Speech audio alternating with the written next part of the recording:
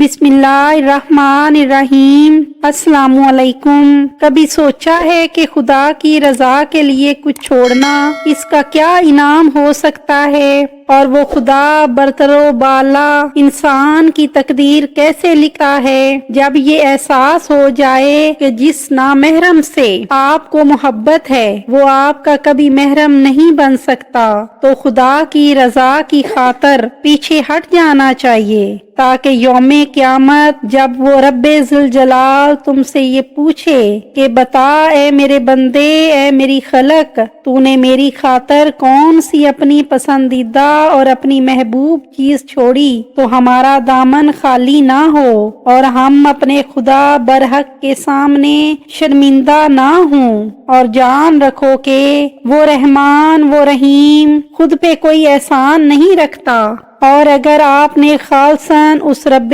باری تعالیٰ کی ذات کے لیے کوئی چیز چھوڑی ہے تو وہ ضرور تمہیں اس سے کچھ بہتر عطا فرمائے گا، اور یاد رکھو وہ بہترین بدلہ دینے والا ہے۔ انسان کی خواہشات سے اللہ کو دلچسپی نہیں، وہ اپنی مرضی سے انسان کی تقدیر لکھتا ہے، اسے کیا ملنا ہے اور کیا نہیں ملنا اس کا فیصلہ وہ خود عظیم رب کرتا ہے۔ جو چیز آپ کو ملنا ہے اس کی خواہش آپ کریں یا نہ کریں وہ آپ ہی کی ہے، وہ کسی دوسرے کے پاس نہیں جائے گی۔ اور یاد رکھو جو چیز تمہیں نہیں ملنی وہ چاہے کسی کے پاس بھی چلی جائے مگر آپ کے پاس نہیں آئے گی۔ انسان کا مسئلہ یہ ہے کہ وہ جانے والی چیز کے ملال میں رہتا ہے، آنے والے چیز کی خوشی اسے مسرور نہیں کرتی۔ اور یاد رکھو رسول اکرم صلی اللہ علیہ وسلم نے فرمایا کہ اللہ تعالیٰ فرماتا ہے میرے اس مومن بندے کا کہ جس کی میں کوئی عزیز چیز اس دنیا سے اٹھا لوں اور وہ اس پر ثواب کی نیت سے صبر کر لے تو اس کا بدلہ میرے یہاں جنت کے سوا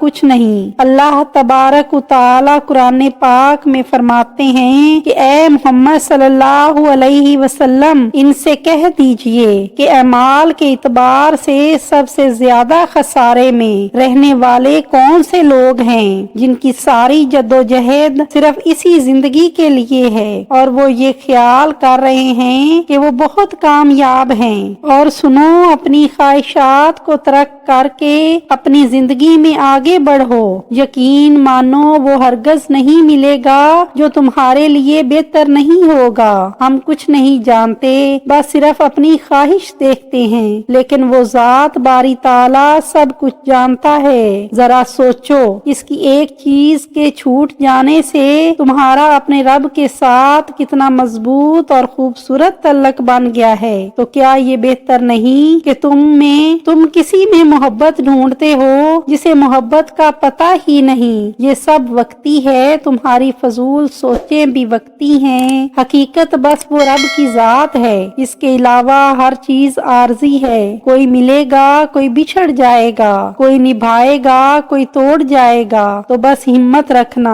اور ایک دفعہ سوچنا تمہارے روز روز مرنے سے بہتر ہو گیا کہ تم ایک ہی دفعہ مر گئے، اور اب کی بار جب تم رب سے جڑ جاؤ گے تو پھر نہیں مر پاؤ گے۔ جو ہمارے دلوں میں بسنے والی ذات ہے، جو رب کریم ہے، جو رب رحیم ہے، اس کو محسوس تو کرو اور یاد رکھو کہ جب اللہ سے تمہارا رشتہ مضبوط اور گہرا ہو جاتا ہے تو یاد رکھو وہ تمہیں بھٹکنے نہیں دیتا، اور گناہ کے در پر کھڑے ہونے کے باوجود وہ اپنی مصلحتوں سے تمہیں واپس کھینچ لاتا ہے۔ وہ تمام الفتوں، محبتوں اور ریاضتوں کا جواب ضرور دے گا، نمازوں میں سکون کی صورت میں، گناہوں سے اجتناب کی صورت میں، اور یقیناً وہ تمہاری پکار سن کر قبول فرمائے گا، اور وہ مہربان رب بہت بڑا غفور الرحیم ہے۔ اللہ تعالیٰ فرماتا ہے نہ تو تیرے رب نے تجھے چھوڑا ہے اور نہ وہ بیزار ہوا ہے، اللہ ہی تمہارا پہلا سہارا تھا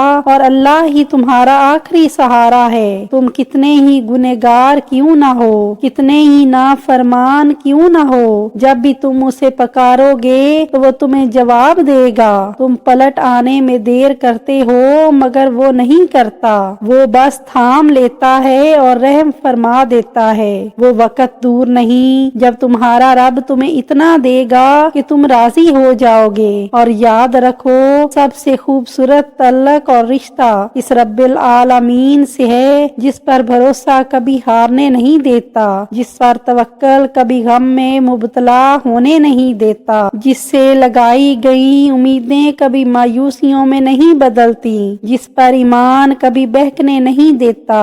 और बेशक जिसका रब इसका सब। और ये याद रखो कि गलतियां भी इंसानों से हुआ करती हैं, इंसान भटक भी जाया करते हैं। और ये कभी ना भूलना कि हिदायत भी इंसान ही पाते हैं। बशारत ये है कि वो हिदायत पाना चाहें और हमेशा अपने दिल को ईमान के लिए खोले रखो ताकि अल्लाह तुम पर राजी रहें। व्यूअर्स, अगर आपको मेरी ये वीडियो अच्छी लगी है तो please like, share and subscribe my channel. मेरी दुआ है कि खुदा तमाम बेचैन और अकेले में रोते बिलकते दिलों को सुकून नसीब फरमाए। अल्लाह टूटे दिलों पर रहम फरमाए। आमीन सुम्मा आमीन।